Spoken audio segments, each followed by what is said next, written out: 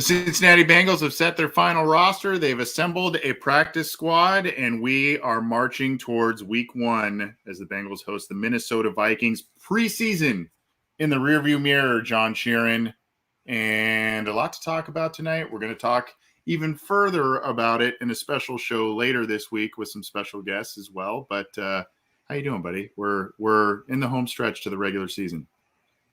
Doing good, man. It's a stressful week for us at CJ covering all the stuff, but not more stressful than these players who are learning about the futures of their NFL careers. But, the Bengals did a lot of things with some players, put some players on injured reserve. I noticed they didn't put you on injured reserve, so I figured that your arm's going to be okay. But by the time week 3 comes around, yeah. So you're just gonna be inactive for the first few weeks. I'm assuming. Right, exactly. I'm waiting for this thing to heal up, but good to see you, man. Good to talk some Bengals with you. And it's been this past month has been incredibly busy, not only for Cincy Jungle, I know, but for our show. But it's been busy in a lot of good ways. A lot of cool guests, a lot of different shows. We're trying to ramp up a lot of different things to cover the team and everything as the regular season goes on here. But hey, there's a lot to talk about. You mentioned it's kind of a tough time for we get excited about it and we lost in it a little bit is the heartbreak for a lot of these young men that are either trying to live out their NFL dreams or unfortunately, and we'll talk about it in a second, but as is the case, some guys think they make it and then the rug gets yanked out from under them about 24 hours later. And that's not fun. I used to coach, definitely not anywhere near the pro level, but making cuts as a coach was always one of the hardest things personally to do because you get attached to these guys and all that kind of stuff. So I feel for both the player side and I feel for the coach side because none of this is easy. And I'm sure there were a lot of tough decisions to make for sure. Absolutely, man. I think it was what, 24 waves. There's a handful of injury designations.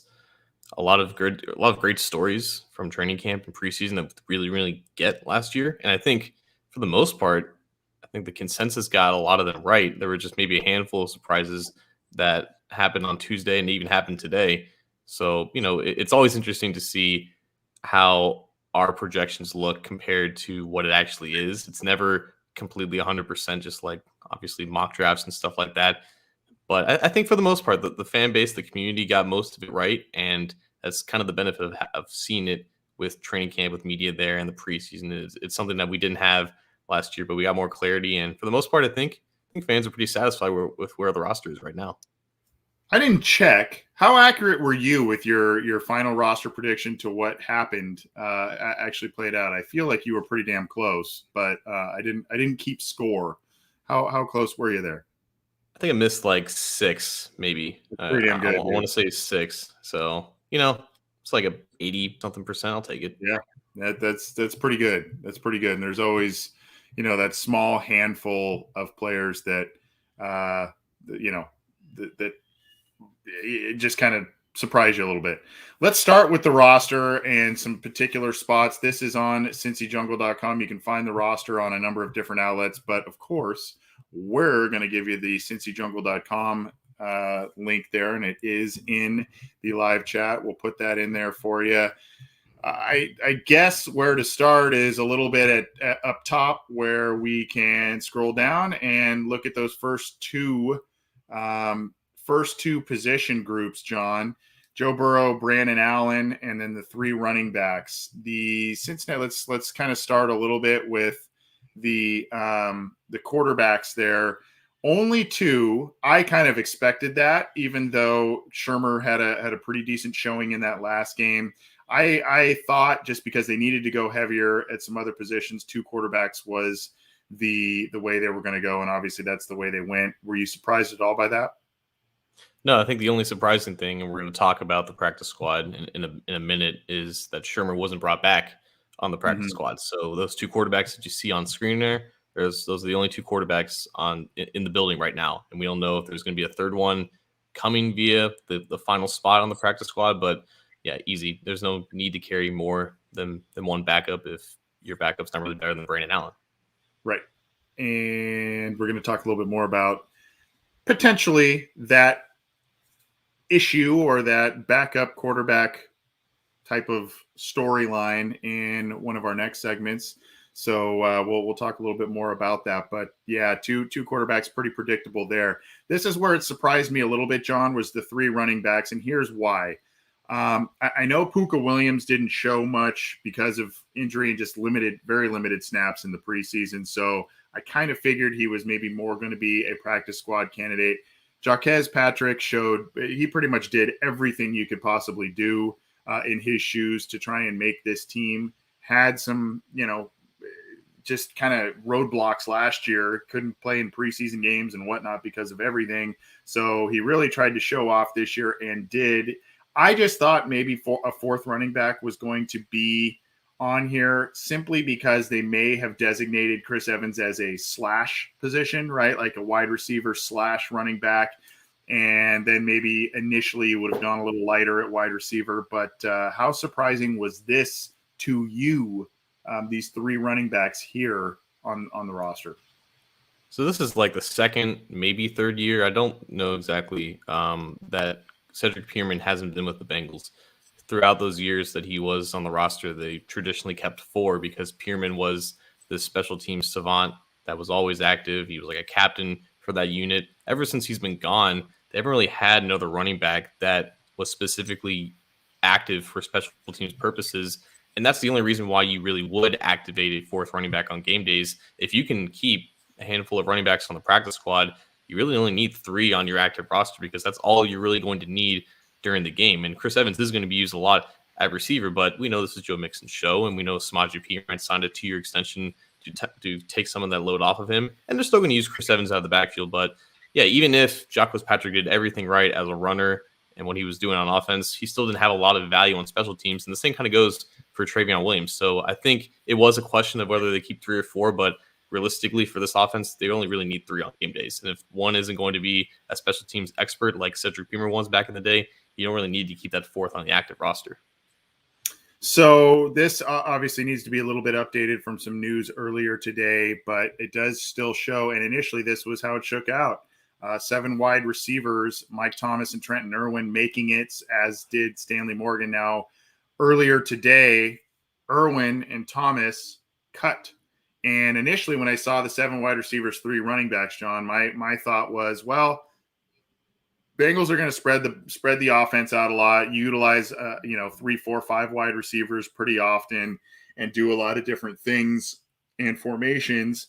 And my take on it at the time was what Stanley Morgan gives you on special teams and what Mike Thomas and Trenton Irwin give you on offense just was more valuable than what a 4th running back in Jaquez Patrick, Travion Williams, whomever could give you on offense at that point. It just seemed to me that their roles were going to, there was more value there. Well, now a little bit interesting. The wide receivers are now Higgins, Chase, Boyd, Tate, Tate and Morgan. You've got Evans as kind of that dual threat kind of guy, but they're pretty light at wide receiver. That move today surprised me a bit. Yeah, and even if they had kept 7, I think realistically there would only be 5 activated on game days. It's really all that you'll see around the NFL, only 5 that are addressed on Sundays. But Thomas and Irwin, I think, did enough to earn spots on the initial team. Like Irwin, he had a rough, I think, second week of preseason, but kind of established himself as that 6th receiver during training camp. Really did everything right in practices and had really good games in the first and third week of the preseason. So that was one that a lot of the fans figured that he was going to make it through, and sure enough that he did. And I think Thomas was just designated as this primary reserve for the boundary receiver position along with Tate. And he didn't do a lot in the preseason, but he also did some work on special teams. So you figured that he would be making the team and be active. So to see both of them kind of go to make room for some of these acquisitions that we'll talk about in a minute, it was interesting. But it was the deepest position group that they had on the initial 53, and they have their 5 right now. They're all going to be activated so long as they're healthy. So we'll see if that, position has any further movement as we progress towards week 1, though. So One other thought, and this is probably a reach on my end a little bit, was maybe 7 wide receivers means they're going to initially go a little, just because of some of the issues we've seen from Jamar Chase early on. Maybe there's going to be a not so much of a heavy workload on just him and T. Higgins and Tyler Boyd. Maybe they were going to mix some of these guys in there. Obviously, Mike Thomas was a guy that Zach Taylor trusted. That seems to have gone out the window, John, if there was any kind of validity to that, and there probably wasn't, but it was just one of my little reaches in terms of a theory. But it seems to, and not only does it seem that Jamar Chase is going to be a heavy focus of this offense, as we all thought. Just, I guess it gave us, the struggles recently gave us maybe a little bit of pause, but the other thing is, I think, and there may be another move here. By the way, we just updated that for Cincy Jungle there. So if you're watching that, we've got the updated wide receiver core there. The other thing is, does this, in your eyes, push a more high profile role for Auden Tate in the offense this year with this light group? I don't know, to be honest with you. Like, even if they had kept 6, like just the standard number, I think Tate would see the same amount of opportunities as he would if there's now only 5. Again, I don't think that this necessarily changes what they do on game days. I think you have Tate as your primary backup to Jamar Chase, not a Tate, and you have Morgan that can come in emergencies and also back up Tyler Boyd in the slot. I think if injuries occur, then obviously there's no other real option than to throw Tate out there and see what he can do. But yeah, I think it is a little weird to see a team that's going to use 3 receivers for 80% of their snaps only keep just 2 backups. But in reality, that's really all that they were going to use on game days, unless there was just a rash of injuries that we haven't necessarily seen yet. And this is not the Marvin Lewis days. Like, even if Jamar Chase has struggled, which he has, like, we never really got the indication that Zach Taylor was going to put him in the doghouse and give some other guys a chance. So I guess that is, kind of looking back at the pre-Zach Taylor days a little bit. They're going to give Jamar Chase every chance to fail or succeed as a rookie. So, I think Auden Tate, his role kind of remains. Like, if anything, like, it probably does increase his chances of producing above his expectation. But I think it still depends on how many people get injured in front of him. Yeah, again, unsubstantiated theory on my part on that, and it wasn't necessarily Jamar Chase is going to be in the doghouse. It was more, let's take a little bit of pressure off him early with some of these struggles we're seeing. Just a thought I had on it with how many bodies they had in that position group, and all of a sudden, a day later, it's completely changed there. So tight ends, moving on there. Really the only kind of surprise, I almost did soundbite of the week where I said Mitchell Wilcox last year was going to be a breakout player. I didn't do it, John, because I don't like to pat myself on the back. But I was a little surprised that he made it over Thad Moss this year. It's not like Thad Moss lit the world on fire in the preseason games, but he did have 5 catches for 44 yards against the Dolphins in the finale. You've got the rapport, obviously, with Joe Burrow. We'll talk about the practice squad in a minute. He did make it back there, but are you a little surprised that Wilcox made it over Thad Moss? I assume special teams played a major role in that. Yeah, as far as victory laps go, that was pretty weak, man. I expected something a little bit more on that end. But yeah, special teams is the exact reason why Mitchell Wilcox made it over Thad Moss. And that's something that I looked into before Final Cuts to see, how many opportunities was Moss getting on punt teams and kickoff teams, and he was getting like the same amount of snaps as Wilcox. So they gave him every chance to kind of match what they saw from Wilcox. But in the end, I think Darren Simmons is just more comfortable with using him in his units compared to Thad Moss. But Thad Moss, spoiler alert, is back on the practice squad, so he'll still be with the team working as a receiver. And maybe if injuries occur, Moss will get elevated and replace one of CJ Uzoma or Drew Sample. But again, thinking about who's going to be on the field for week 1 and for Sundays in general, Mitchell Wilcox is going to make an impact in special teams. He was one of their better special teamers this preseason. And you're right, man. He is talented enough. He is athletic enough. And he did the most with his opportunity. And he's going to be the main backup now. He had, I believe, 6 touchdown receptions in his final year at South Florida. That's not astronomical numbers, but when you're playing a limited amount of college games, 11, 12, 13 college games.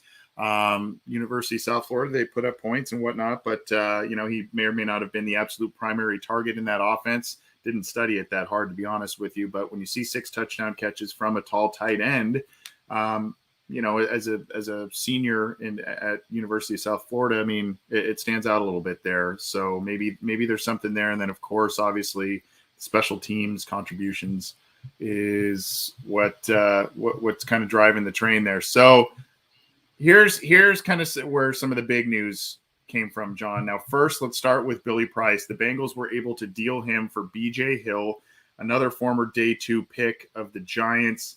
In the final year of his deal, they traded Billy Price for B.J. Hill and a conditional 7th-round pick. So did a little bit of a swap out there. I thought it was pretty good maneuvering by the Bengals. It would seem that Billy Price maybe didn't have a fit, and it does point to the fact that Trey Hopkins is probably looking pretty good in his rehab, and they feel pretty good about things at this point with him. Couple things here. I think the trade equates to this. You're trading a decent backup but a bad starter for a decent starter but a good backup, just on the other side of the ball. I think that's the easiest way that we can look at it. Both guys, Hill and Price, were entering the last year of their contracts. There's no real need to look at this from a future standpoint, but we all knew that Price didn't have a future here.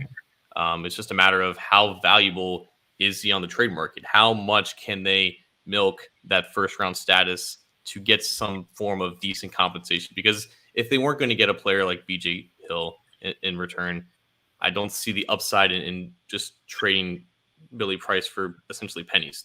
To be able to get a quality player that's going to make an impact on a position that definitely needs it is a total win. And this kind of goes back to the whole Frank Pollock thing. Yes, Frank Pollock was the offensive line coach in 2018 when Billy Price was drafted, but we have heard nothing ever since then that indicated that Price was ever their primary option. It was always Frank Ragnow. That was Pollock's guy. That was assuming Marvin Lewis's guy at the time. I don't think that Billy Price would have been the pick if Ragnow was available. I kind of think it was just they panicked and went to their next best option. But then we talked about, does Price get a second chance now that he's back with his quote-unquote old offensive line coach?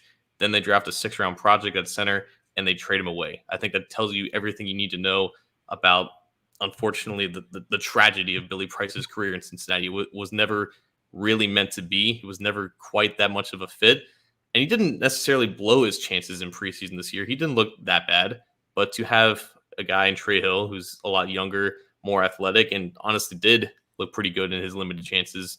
Yeah, if you're able to get a B.J. Hill for Billy Price and you have that guy in Trey Hill behind you, there's no reason not to make that move. Yeah, I mean, and in truth, unless there was something going on with Trey Hopkins, unless you absolutely needed Billy Price to play a guard position or what have you, you're just plain going to get more snaps out of B.J. Hill and hopefully more production out of B.J. Hill than you would out of Billy Price this year, especially just kind of what we see. Scott Belton in the Facebook chat says, what are the conditions for this 7th-round pick? My understanding, John, usually what surrounds us is playing time. So if Billy Price gets certain playing time, I assume that is what kind of drives that. Am I correct in that assumption? That is what drives it, but I don't think it's confirmed that they did get a 7th-round pick. I think I think a New York reporter reported that, but on the official transaction page for the NFL, it wasn't listed as a part of the trade. So I'm just assuming that they didn't get a pick. I think it was just a straight player for player swap. Okay, yeah, I was going off that report, but if indeed there is a pick there, usually the conditions on a pick like that revolve around a player getting a certain amount of snaps and playing time, etc. So anyway, we'll definitely update you if we confirm that. I was going on that initial report there, but so the other thing with the offensive line, I mean, I think we knew that Williams, Spain, Hopkins, Suafilo was maybe one we could waffle on, but Reef, we figured Fred Johnson being the backup swing tackle at both sides. Smith, Carmen, Trey Hill was a little surprising. Prince was a little surprising, but the oddest of summers for Mike Jordan, getting starter reps, starting in preseason games, worked his butt off in spring to get in better shape and worked with Willie Anderson and all that kind of stuff. Like I mentioned, got the starter reps, starter snaps. actually put up some decent PFF numbers throughout the preseason, makes it all the way to final cuts and gets cut. Did get picked up by Carolina. He is on their final roster, so good for him, and hopefully he can turn things around there. But I knew he was kind of one of those players where they were not very sure of going into this summer. Just how the whole thing played out was a little just surprising to me. But as I take a step back, John, I look at it as they just tried to give him every opportunity to latch onto this roster by giving him starter reps, etc., and see what happened. That's exactly what it was. And that's why, like, even though the initial depth charts end up being 90% accurate, if there is a position that's clearly in the midst of a competition, don't take it. Just take it for face value. That's all that it was. You said it exactly what it was. Like, they knew that Michael Jordan had to do everything right to earn his roster spot. They gave him the starting reps when Jackson Carman was behind, I guess, and Xavier Su'a-Filo. They kind of knew who he was. And then Jordan didn't necessarily play bad, but it wasn't good enough to their standards. So they went back to the veteran Su'a-Filo, started implementing Jackson Carman more in the second team. And unfortunately, Jordan just kind of fell behind. So, like, yeah, if he made it, then obviously Isaiah Prince probably doesn't make it. But now you have a pretty clear-cut depth chart of basically a backup at each spot from left to right tackle. And I think the depth overall looks good, albeit a little bit young. But again, like we talked about Billy Price and how there never really was that much of a fit, or there never really was that much of a plan. I think with Jordan, it's even more of a tragedy. And I think there's an interesting dichotomy between him and Deontay Smith. Like, think back to Mike Jordan's rookie year. I remember on this show we talked about how he might make an impact as a rookie once the news of Clint Bowling's retirement came out. Like, there was the whole Christian Westerman thing. John Jerry was on the team, but Mike Jordan was still there. He was a fourth-round project. And all of a sudden, he played his way up to become a starter, kind of like how Deontay Smith was on the verge of becoming this year. They were both late fourth-round picks. I think one was pick 136, one was pick 139. They entered the league with length and athleticism, but they were raw and they were athletic projects, and they were thought to be just stashed on the bench and just bulk up for year two. Jordan never really got that path. He was thrusted into the starting lineup as a rookie. He struggled immensely, kind of finished his rookie year on a high note, and people thought that was going to translate into the next year. And then unfortunately, he got worse. And then what happened in November happened. He had this whole offseason and just wasn't enough. Now Smith is in a perfect position where he's not thrusted into becoming a starter before he's ready. He is now locked into a single position, even though he has positional flexibility to kind of develop in that position behind a known quantity in Quinton Spain. And he's allowed to basically continue growing into his body, developing in practice, and given a much more steady path to becoming a solid player compared to Mike Jordan. And I think that's also the difference between maybe a Frank Pollock and a Jim Turner, and maybe Zach Taylor kind of learning from his mistakes. It really is interesting how Mike Jordan's career arose and fell apart in an instant in like 3 years, and how Deontay Smith might be on a much more favorable track. But there really is a difference between what started out the Zach Taylor era and where it kind of is now. And I think it's a testament of a lot more stability and just kind of learning from your mistakes. That's a fantastic point about the different paths between both those guys. Justin Money 513 says, "Where did Isaiah Prince come from?" He was Ohio State, was he not? I believe was where he went to school. He was a sixth-round pick for the Dolphins in 2019, and then he opted out last year. Both him and another opt-out from the Bengals last year both made the team, so that's impressive to me in its own right. Yeah, it is. So let's keep trucking along here. I don't know that there were too many surprises on the defensive line other than, Hodge making it. I still feel that that's not an overly huge surprise because of the Osai injury and because of Hodge's performance in preseason. We don't really know what's going on with Khalid Kareem. There's all of a sudden an injury issue there. But, Tupou was another one that we talked about as maybe a guy that they look at getting rid of there. But they wanted depth here, John. They wanted depth. They wanted talent. They wanted youth. And they wanted bulk. And between Reeder, Tupou, and Shelvin, they got some big boys in there. So I wasn't overly surprised by a lot of these. Hodge was the guy that, was maybe a bubble guy, but with Osai being injured, I figured that was his path onto the roster. Yeah, looking at this, like you said, no big surprises. I did want to ask you, though, because when they traded for BJ Hill, it was either, okay, they're going to keep 11 here and going to go heavy, or they're going to make some surprise cut. Like before the BJ Hill trade, we all assumed that this was going to be 10, including Mike Daniels. But as soon as the Hill trade kind of went through, we figured what really is the plan here. Did you expect Daniels to be the guy to let go, or did you expect maybe Tupou or maybe Darius Hodge did not make the team at all? Well, unfortunately, I felt that I guess I should say, if you had asked me 3 or 4 days ago about Mike Daniels being cut, I'd be like, what? Why? Right. When the trade went through, I saw the player, I saw the position, I saw the age, saw the contract. And then all of a sudden I was like, that's maybe the writing on the wall. And Mike Daniels is near and dear to our hearts. He's been excellent to us on this program. He's been on the show, I think, 3 times, and his representation was awesome. So wish him nothing but the best. I wish there was a way that they could get him back. Maybe he is a guy, if there is, God forbid, an injury, they call upon if he hasn't been picked up there. So I guess that's kind of a a Weasley way to answer that on my end, wherein I say, a week ago it would have been like he's a lock, and 2-3 days ago I'd be like, yeah, I guess that's where that's going. So that's kind of my answer to that. So when I say I wasn't too surprised when I started this, there's a caveat to that, I guess. I'm pouring out this empty beer bottle for one of our favorite guests of all time here on OBI. Yeah. And honestly, I do think that, like, I would not be surprised if Mike Daniels would be down to just join the practice squad. I think he likes it here that much, and he would just take the significantly less amount of money. But obviously, if he can get a bag, he can get a bag. Yeah.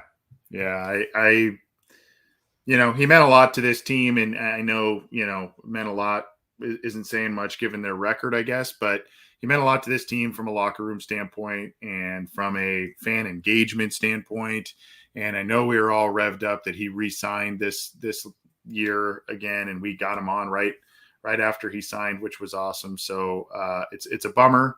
I guess, again, like I said, it's a handful of days ago would have been surprising, but with the BJ Hill acquisition, it's not. Now I've been asked about this a little bit in terms of the idea behind, and we're gonna move on in just a few minutes as we get through the rest of the roster here. But you're in your mind's eye, where do you see the Bengals using BJ Hill? How often?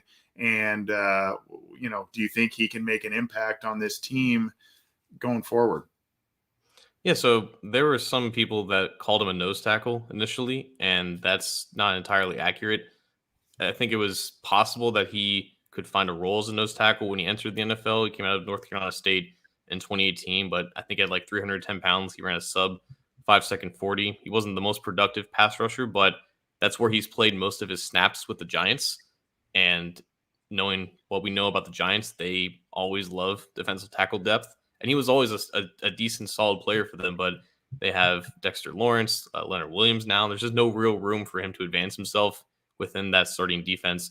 So this gives him a new opportunity to continue kind of growing as a pass rusher, I think. So he's going to be used at 3 technique behind Larry Ogunjobi. He could give them flexibility in their third down pass rushing unit. So they've had Sam Hubbard, slide inside a lot in recent years. Maybe Hill becomes that extra inside rusher where they don't have to move around Hubbard, which is unfortunately going to be necessary if you're not going to have Joseph Osai, and maybe you can't count on Darius Hodge for more than like maybe 10 snaps a game as a pass rusher. We've seen him impress in the preseason, but those preseason stars, they don't always become regular season stars. So they know what they have in Hubbard. Obviously, he's been a slightly better pass rusher inside compared to outside on passing downs, but I think they need Hubbard to kind of step up on the outside. Now they can have BJ Hill kind of take over on the inside. I think it was Malik Wright who compared BJ Hill's impact to what Wallace Gilberry was with the Bengals a few years ago. And we've compared a lot of guys to Wallace Gilberry, but I think Hill kind of makes a lot of sense too. But also, just real quick, going back to Daniels. Daniels was a fan favorite. I think everyone would have been fine if he made the team. But I think for what they're going to ask BJ Hill to do, he fits the role better. And that's the callousness that I think a lot of Bengals fans desired from this franchise, to just move on from these coaches' favorites, these fan favorites, if there is a better option out there. And BJ Hill is a better option, and he's going to fit the role a lot better. It's probably true, sad but true. And, also the other thing, I know that when we've talked to him, Mike Daniels talks about how intense his workouts have been and how great of shape he is in at this stage of his career. But we are talking about a player who, has about 6-7 years less NFL seasons on his body. So the amount of snaps that they may be as, it's not even just, effectiveness. It's also the ask of the amount of snaps that are going to be, and I guess that obviously affects efficiency, but the amount of snaps they may ask a younger player just makes more sense for them than that of Daniels. But best of luck to Mike Daniels. That was a hard one to look at there, but writing was on the wall a little bit there. Not too many surprises with linebackers or cornerbacks to me. I guess Jalen Davis making it a little bit. He had a pretty good preseason there, but any kind of surprises or things you want to address with those two position groups? Because I think this is for the most part how we thought those two groups would shake out. Yeah, nothing surprising here. No, I think it was just like Jalen Davis should have made the team, and he did. And that's that. Like, that was probably the biggest variable with this. How many cornerbacks they were going to carry with Trey Waynes being out, and they now have 7 on the active roster right now. So Davis played well enough to make it, and he's here. And Joe Bacci and Keandre Jones didn't necessarily play well enough to make it at linebacker, so they only have 5 there. So no real surprises on those two positions.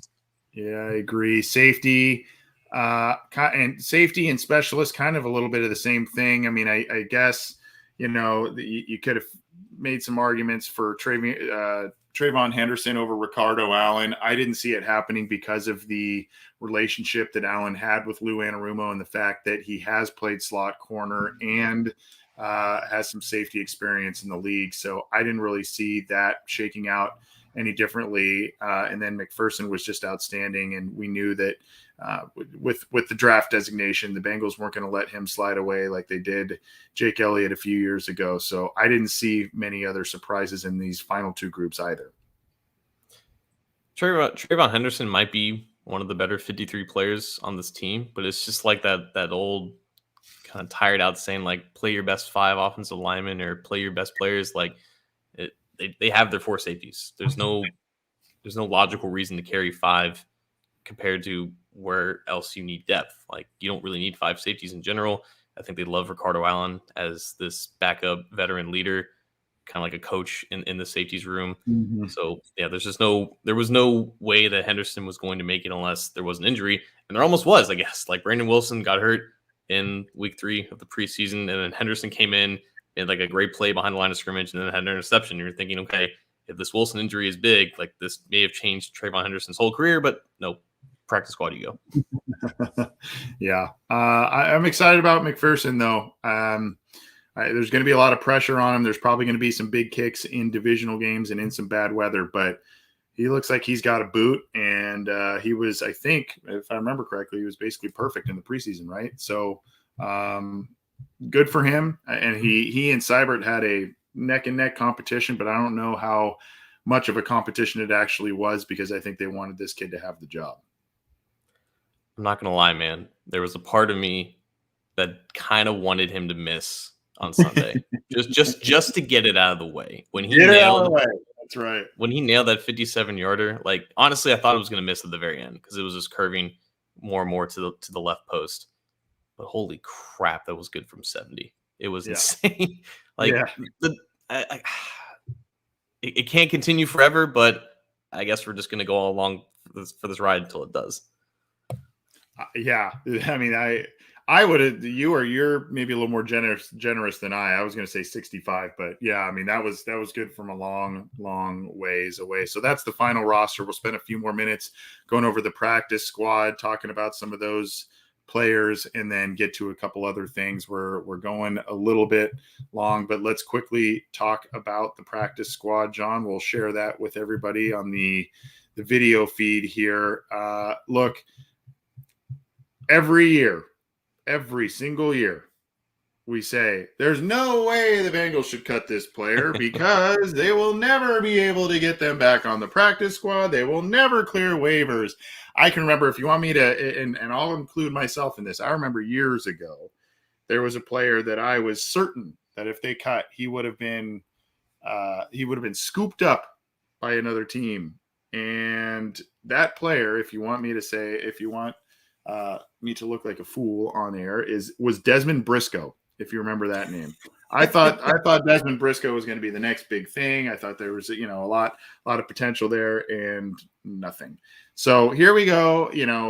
24 hours ago, everybody up in arms about Thad Moss being cut. Everybody up in arms about Travion Williams and Jaquez Patrick and many, many others being cut.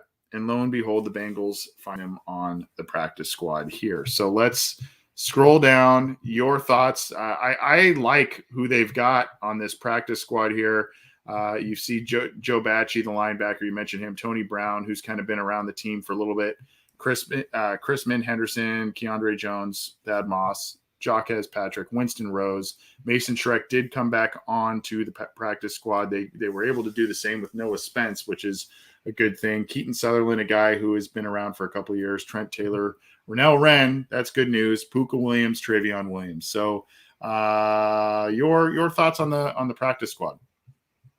Deshaun Williams, defensive tackle, was my guy from a few years ago. Good 2 one. sacks now in 6 careers. But as far as this year's practice squad, 3 running backs was a bit surprising. Maybe I think we figured that Patrick and Moss were going to make it just for general intrigue, just for development purposes. But good to see Travion back. I guess now they have 6 to practice with.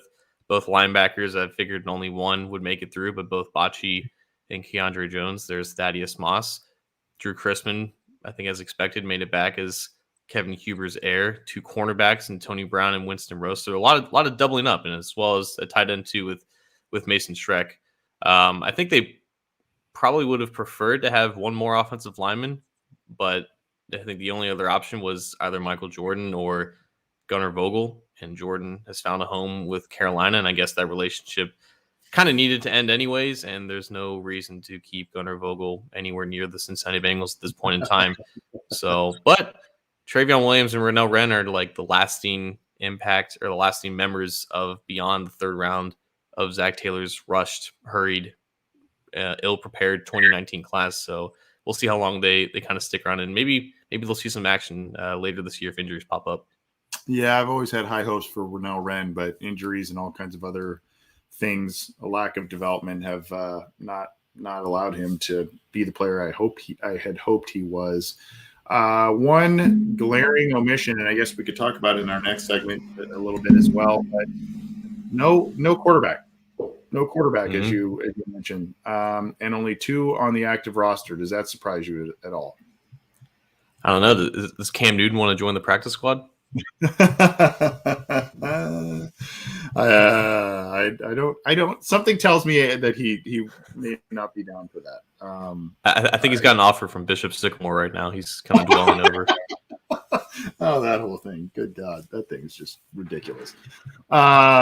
Yeah, I mean, I just thought, usually they've kept a developmental quarterback on the roster, so things change. We'll talk more about that in a second in our next segment. We've got a little while longer that we're going to be with you talking practice squad, Bengals final roster impressions as the Bengals get going towards hosting the Minnesota Vikings in Week 1 at Paul Brown Stadium, coming off a kind of a wild preseason Week 3 loss as well from the Dolphins, but hey, we're going towards regular season. He's John Sheeran. I'm Anthony Cosenza. This is the Orange and Black Insider. We've got a lot of people tuning in live, which is awesome. Happy to see that. And if you're new to the program, thank you. You can always download this show along with Ace and Zim's Orange is the New Black, Matt Minnick's Chalk Talk.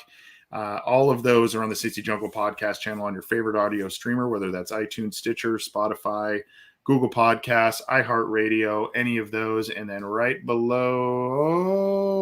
I can't point because I can't get on his screen, but right below John's left shoulder is an icon that you can click. If you prefer the YouTube stuff, you can click on that, subscribe, hit the bell to get notified when we go live.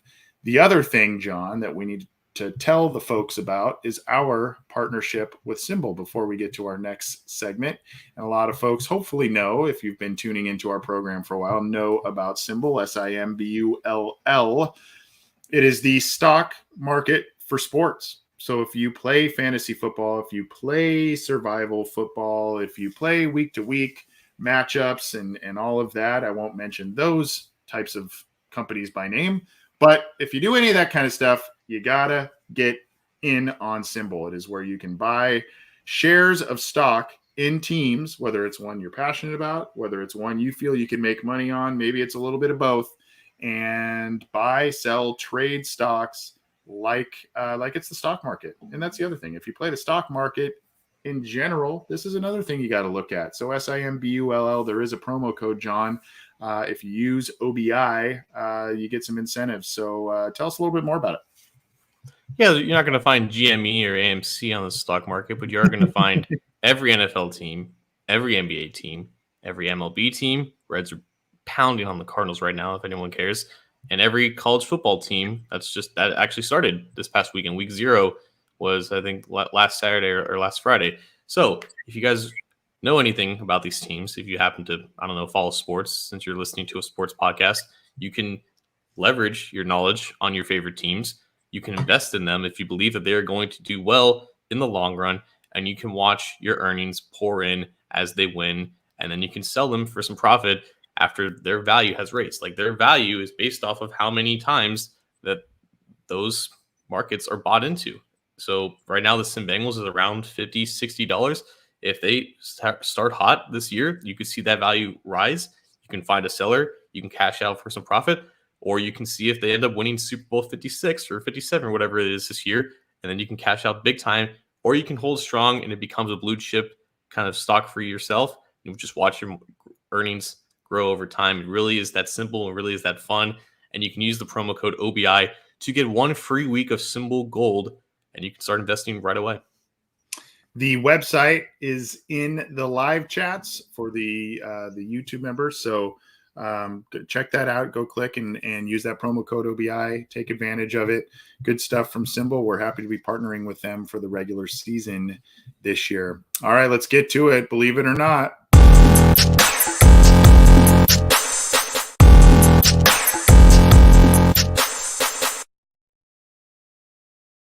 Well, John, there's so many different things that we could start with, but I think the biggest concern at this point, aside from the Trey Waynes injury, but that seems to be more of a short-term type of situation. The biggest question, or one of, I guess offensive line too, but for me, I got to look at the pass rush right now because I had very, very high hopes for Joseph Osai. And he was a guy that, I kind of thought he could replicate some pretty big numbers like you saw early in Carl Lawson's career and other pretty good pass rushers by the Bengals. And now they're kind of trying to do, it would seem, a by committee thing. So there's BJ Hill kind of in the fold. I know he's more of an interior guy. You've got Hodge, you've got Cam Sample, Khalid Kareem, who is now having some injury stuff of his own. They added Wyatt Ray. We didn't really talk too much about that. The Bengals made 2 additions to get rid of those 2 wide receivers. Believe it or not, that the Bengals can get past the Osai loss now that we know what the roster looks like at edge rusher and defensive line. Believe it or not, that the Bengals can kind of patch it together with Band-Aid glue and other potential that I mentioned with some of those names and replicate and or maybe even exceed what Osai himself would have given you from a pass rush standpoint. I do believe it for now, but I think it depends on how you look at it. Like, you could look at it from just a strictly numbers perspective, and you can project how many pressures, sacks, snaps that Osai was going to give you. You can even be generous with it. Say like he was going to give you 7 or 8 sacks, like 40 or something pressures on like 500 snaps. I think you can get that from a combination of Hodge, Sample, Kareem, and even Wyatt Ray if he sticks around long enough. But from a week-to-week perspective, you're not always going to get a handful of pressures and a sack from Darius Hodge like you did in the preseason. You don't really know who Cam Sample is right now. Wyatt Ray has bounced around from multiple teams for a reason in his 3 years because he's not that good of a pass rusher, but he has had his moments. You're not going to have anyone from this quartet, if you will, that every week you can kind of count on him to be as impactful as Osai was. But I think from a macro perspective, from looking at it from an 18-game perspective, from just total volume, I think you will see that the production is about the same. But it is different from looking at it just from a game perspective. If you're going up against two solid offensive tackles, like you're not really confident in Khalid Kareem and Cam Sample winning those one-on-ones with their athleticism because Osai, in comparison, was that much more explosive and he was that much more freaky. And who knows how much more he would have developed from a technical perspective coming off of that week one preseason game. Like I think Darius Hodge might be their best hope from just an individual perspective, but even so, that's an undrafted rookie who, again, is still learning how to be an edge rusher, and he's obviously learning really fast, and he's earned this role that he has, but there's not one guy here that is going to instill confidence in you like Joseph Osai did. But I think from just a volume production perspective over an 18-week schedule, I think the loss is not going to be as big as we kind of think of it right now. It still sucks. It's still kind of fresh because it's a rookie and for the Bengals and he's hurt and he kind of fits the narrative and he showed promise and stuff like that. Yeah. But from looking at it from talking about this in January, I don't think it's going to be as big of a loss as we're thinking about it right now. I think this just also, I mean, I know some of these guys aren't known inside. The interior linemen aren't necessarily known for, huge sack numbers a la Aaron Donald, Geno Atkins, etc. But I think this is where the spotlight of being able to get push pressure, eat up double teams from guys like Reeder, Tupou, Shelvin. I mean, it just kind of eat up blockers and free up some of these guys if they are in there on some of these passing downs. Ogunjobi being able to look like he has his old self in his first couple of years in Cleveland, where he was able to get to the quarterback and do some different things. I think that's where the spotlight is. And one statement I want to make when we go talk about Mike Daniels, I think we have to look at, last year Mike Daniels came in late and the Bengals needed him to start. And so now we're at a situation depth-wise for the Bengals where Mike Daniels didn't even make the team this year. So, I love Mike Daniels and all of that, and I still think he could have contributed in some capacity, but we are at a situation, and it seems like a much better one in terms of the fact that the Bengals, a guy who started for him last year, didn't even make the team for him this year. But the other thing I want to ask you on this, John, do you think that Noah Spence will ever get called up at any point, or do you think he's just he was a guy that had high potential and is just never going to materialize?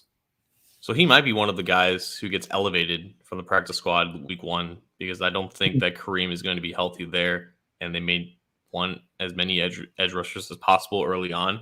But that did seem kind of like the plan. Like he joined the team so late in the preseason, like he only had one game to really prove himself, so it was going to be really hard for him to make the team anyways. But there wasn't really any interest for him outside of Cincinnati. He has a coach in Mark Duffner that he knew from his days with Tampa Bay, so there's some comfort and familiarity there. So I think the fit is good, and he is in a position where he can see the active roster for week one if they do need as much help as possible. But outside of that, I think it's very much unknown, and it really does depend on a bunch of injuries in front of him.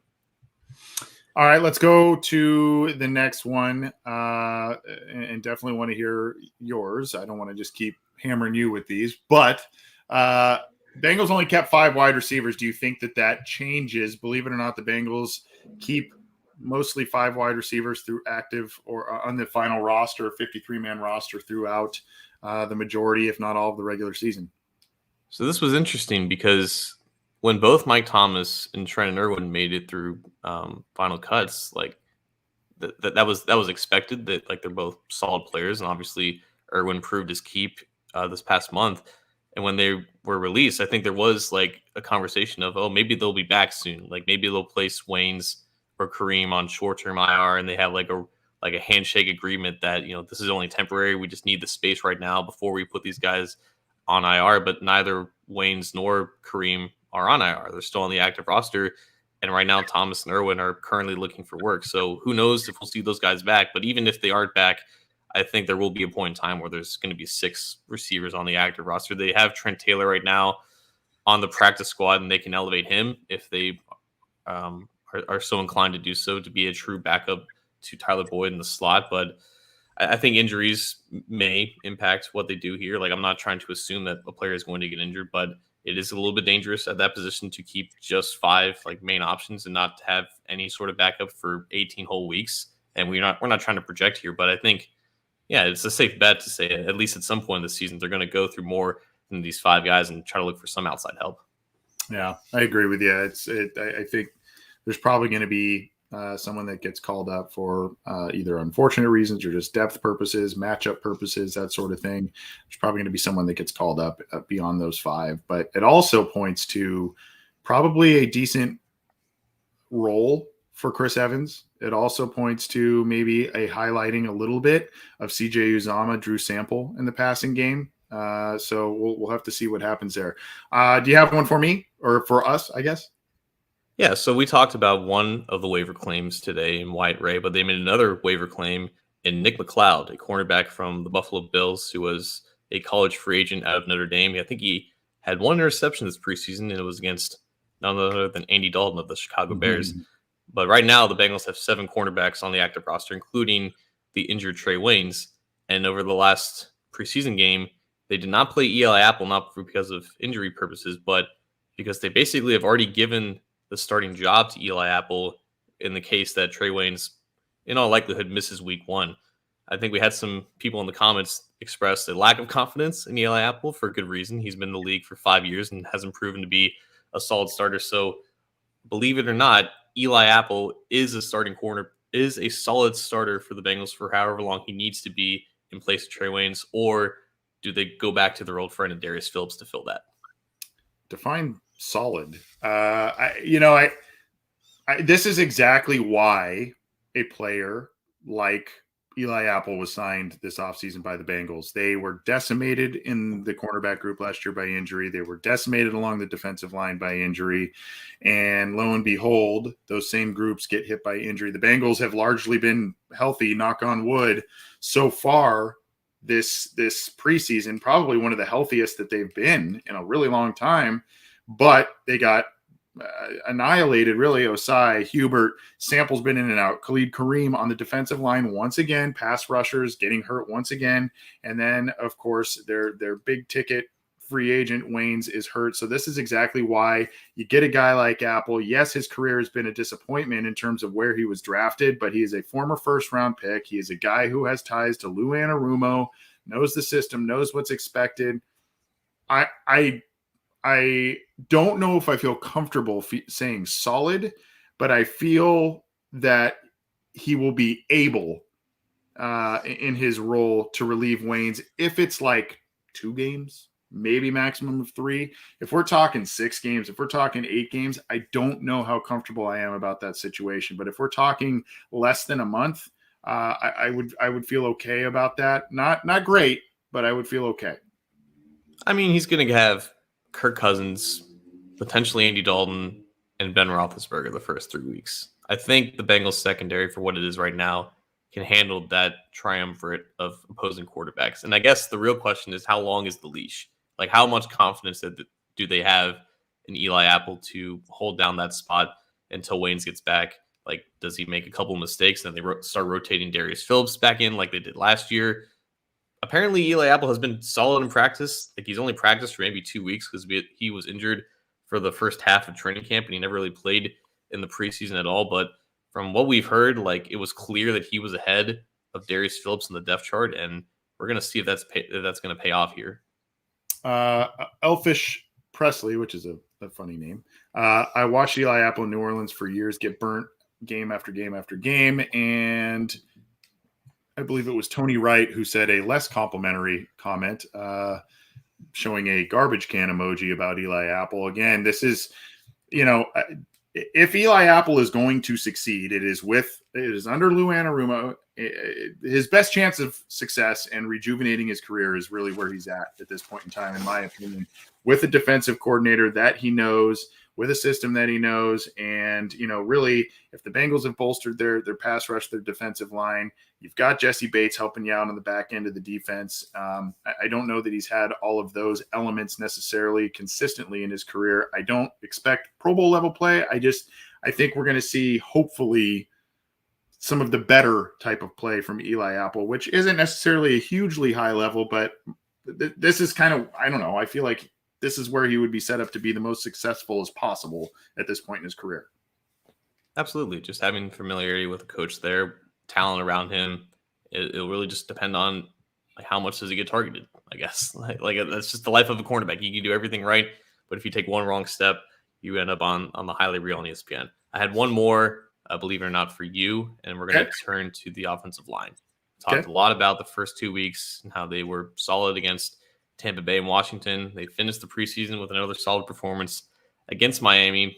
We could talk about, is this going to continue into the regular season? But I wanted your take on something else in terms of just how they finalized the roster in itself. The starting interior line from left guard to right guard, the average age of that group is like 30. It's like the oldest starting position group on the starting lineup. All their backups, though, are all rookies. They're all draft picks from this recent draft class. Deontay Smith, Trey Hill, Jackson Carman. This was like a question that I think Paul Dehner Jr. brought up to Zach Taylor. Like, does that concern you, the lack of experience behind, 3 starters in front of them and only one of them you would feel confident in being a consistent, stable starter for 17 games in Trey Hopkins? So believe it or not, the Bengals handled finalizing the interior part of their offensive line right, despite the lack of experience behind some questionable starters.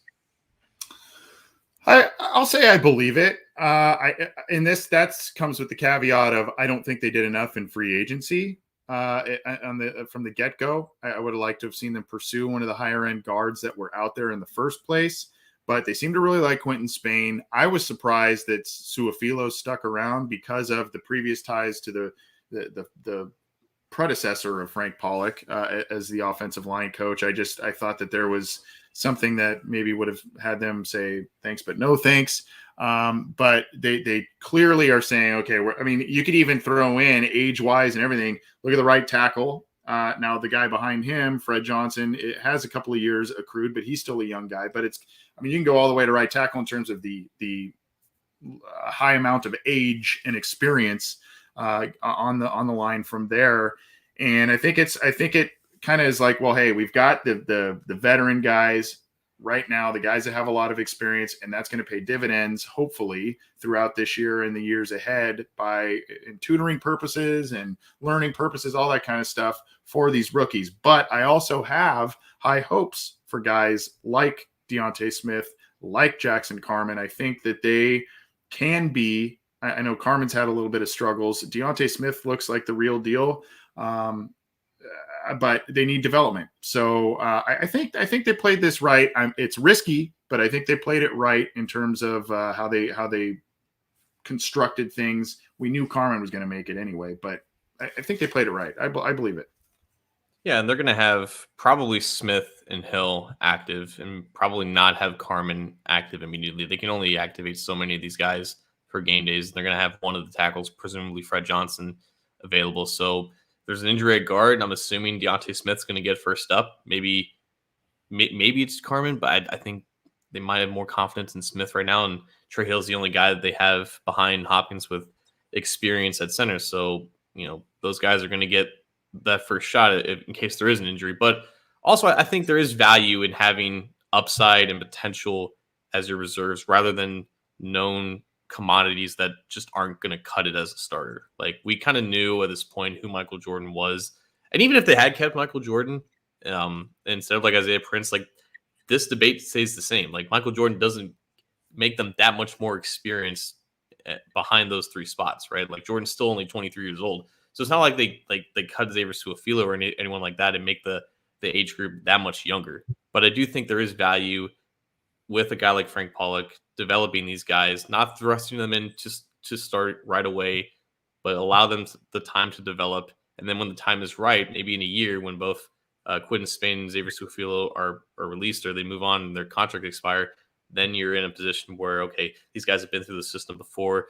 They've gotten the first chances to relieve some of these guys from injuries, and they're ready. I think the path, and I think the overall plan, I guess, is a lot better than I think some people would lead it to be. Yeah, it's kind of scary to have not a lot of experience protecting Joe Burrow in case some injuries happen, but honestly, there's not a lot of offensive line depth around the league right now. You're not going to find 5 solid backups in a league where there's rarely enough teams with 5 solid starters. But I think honestly, the Bengals are kind of close to having 5 solid starters, anyways.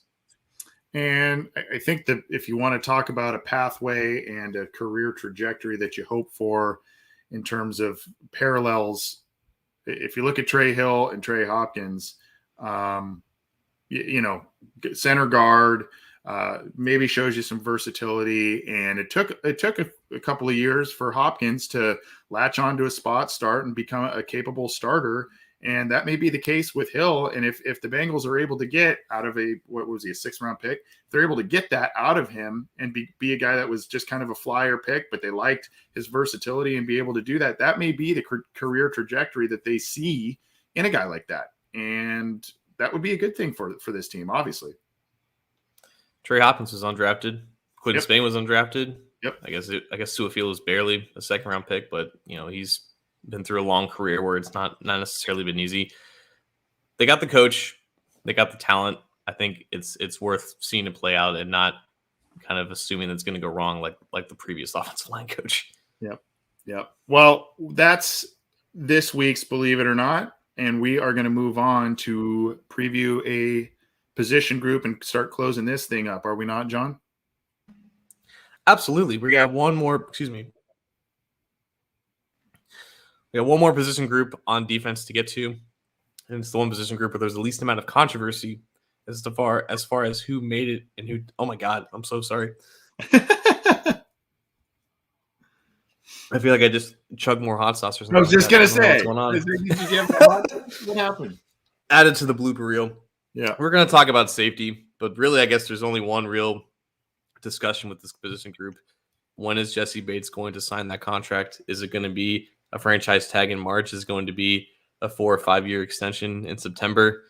Like, there's only so much that we can talk about in terms of on the field. Like, obviously, Bates is coming off of a very impressive All-Pro performance, very worthy All-Pro performance in 2020. Von Bell looked like maybe the best free agent signing in Bengals history, you could say, for his impact at strong safety.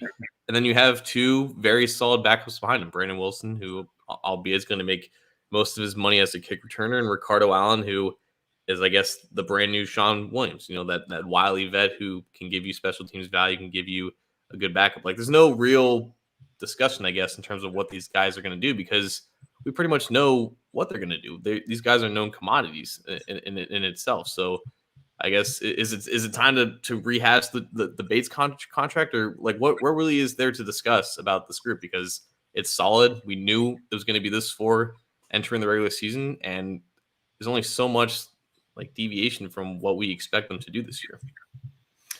Yeah, I mean, there's not a lot of surprises here. I will say that this is not a position group that I am very worried about in terms of its performance. I guess that if you want to keep harping on the Bates situation, and here are the safeties there on Bengals.com, and size, etc. Obviously, where's Jesse Bates' head going to be at with the contract situation, and are the Bengals going to get that done? We've seen Jesse Bates has been a pretty dang consistent player in his years with the Bengals. There was a little bit of a dip. I think it was his 2nd year. There's a little bit of a dip, but he ended up having a really strong second half of that season. But I mean, he's one of the best safeties in the league. He needs to get paid as such. Allen is an intriguing guy to me, not very big, particularly for a safety, but again, a guy that brings versatility as a potential slot guy. You mentioned the veteran leadership. I mean, when you see Von Bell, Jesse Bates, Ricardo Allen, Bates is pretty much a household name. Von Bell kind of was, because he played at a high-profile Ohio State team, played with the Saints, and the other thing, John, is look at the ages of this group. I mean, your 2 starters are 24 and 26 years old right now. What I like about this and how they made it up, especially with Allen, I feel like Allen brings an element where it allows Von Bell to play the position or play in snaps that are more suited to his specific strengths. I think last year the Bengals tried to have Von Bell cover a little more deeper downfield, cover some of the more athletic pass catchers on the opposing team. And we know, John, that he just is a lot better closer to the line of scrimmage, helping out in the run game, helping out in the short and intermediate passing game, not the deep pass game. So mixing it up with all these different corners, a Ricardo Allen kind of hybrid type of player, to me, I think we're going to see a little bit more of the Von Bell that we saw in the last half of last year throughout all of this year. That's my hope, at least, with how they made up this group. Yeah, so it's like Jesse Bates and the other three are like two different types of safeties. Von Bell, obviously, like you said, he's basically a linebacker. He does his best work closer to the line of scrimmage. It's also very similar to Brandon Wilson, who doesn't get a ton of time on the field with the defense, but he's also more effective when he's closer to the line of scrimmage. And when they initially brought in Ricardo Allen as a free agent visit back in March, we thought initially, okay, this guy has slot cornerback experience going all the way back to Purdue when both he and Lunarumo were there. Does Lunarumo have a plan to use Allen as a slot cornerback? That doesn't seem to be the case, but he does have that experience as well as being also a deep center field safety. But it is nice to have multiple safeties who can play close to the box and a safety that you can fully rely on just being a true center fielder, which is something that 95% of other teams just simply don't have. Like that Chris Evans touchdown against the Dolphins, it came against, I think, a cover one look for the Dolphins. And I'm assuming it was just a backup free safety that was in there for Miami. But he was just back there covering the entirety of the the deep half of the field. And like it was a great throw and great route from Brandon Allen and Chris Evans. But like if Jesse Bates is playing in safety, you expect him to make that play. And you don't expect 95% of other free safeties to do so because it's such a tough play to make. It's such an insane amount of range that you need to play that position in this specific scheme. It's very rare that you can that's why teams are kind of deviating away from cover 3 and cover 1 and going more towards cover 2 and cover 4 now because they don't really make that kind of safety anymore. Like Earl Thomas, Ed Reed, like those guys are up there in terms of what they can do. Jesse Bates is almost in a league of his own. Like maybe Justin Simmons, maybe some of these other elite safeties that are paid like an elite safety, but they have an elite guy with an elite trade that allows them to be very liberal with their coverages and their schemes. And it's why that they can platoon these two different types of safeties. Von Bell closer to the line of scrimmage to be an overhang defender, and Jesse Bates to be a free safety. Like they have both guys perfect for their roles that allows them to play the defense that they want. Yeah, that Miami defensive back, man, he was like a step and a half step, just right there. It was a great throw by Allen and a great play by Evans there, but good point on that. And I guess really the only two other talking points I would have personally on this, one would be, where would you rate this in terms of level of talent? I know it's hard to say depth with only 4 players in the position group, but I mean, I think you can look at the overall talent at wide receiver. Yeah, Chase has had a couple of hiccups in this preseason, but the talent's there. The wide receiver group, you could talk about maybe the interior defensive line. Cornerbacks look pretty good, especially when Trey Waynes is in there and healthy. But this has to be up there as one of the more talented groups on this team, right? Talented and proven. Like you can rely on them. It's not just like potential. It's developed talent that's in their ideal roles. Like the defense may not be as great as we think it's going to be after this preseason, but whatever their shortcomings are, it won't be because of those two starters. And Allen and Wilson are rarely going to play unless, God forbid, injuries do happen. But like those are still two really good backups at both of those spots. So I guess aside from like running back and receiver, yes, is by far the most talented position group that they have. So Rob Duncan in the live YouTube chat, kind of throwing a type of comment that we're all thinking about, and I guess this is maybe where we could end this since we're going a little long. But if Bates was on another team, everyone would know his name. Hope that theory isn't tested. Of course, talking about the fact that he hits free agency next year. He has yet to sign a contract extension with the Bengals, and there was kind of some interesting verbal sparring, I guess, in some level or another by Bates and his camp about not getting a deal done. Where are we at? Where's your confidence level at in terms of the Bengals getting something done here? I think as I sit here right now, John, I'm looking at, unfortunately franchise tag next year and maybe not something that works out beyond that, but things can change as we know. What are you feeling? It's kind of interesting. We're on the 1-year anniversary of Joe Mixon's contract extension. There was a lot of talk last August about whether or not that they were going to get that done. There was some cryptic tweets from Mixon's Twitter account. We weren't really sure if things were going in the right direction, but at the end of the day, he's Joe Mixon. The front office loves him. He's one of the more talented players, and they got a deal done because that's typically what they do with these players. Very rarely do they draft and develop a guy like Jesse Bates and they don't pay him. It happened to Jonathan Joseph, I think, is like the only main example of a guy who was worth that extension and that they tried to get it done. Like, they didn't try really to get it done with Kevin Zeitler. Like, they basically lowballed the hell out of him, and they knew that he was going to test the market someplace else. They are trying to get this done with Jesse Bates, and they have a history of succeeding when they do try. So we have 10 more days until the regular season happens. They are on the clock. They are in the final days of this countdown. But this time next week, it's entirely possible that they have a deal set in stone. Like, it may not look like what Jamal Adams got with Seattle. It may look closer to what Harrison Smith got with Minnesota, who got $64 million off of 4 years, 16, an average of 16, with a lot more manageable in terms of the guaranteed money and the signing bonus. Obviously, Harrison Smith is a veteran. This is like his third contract, whatever. But there is a market set for Jesse Bates.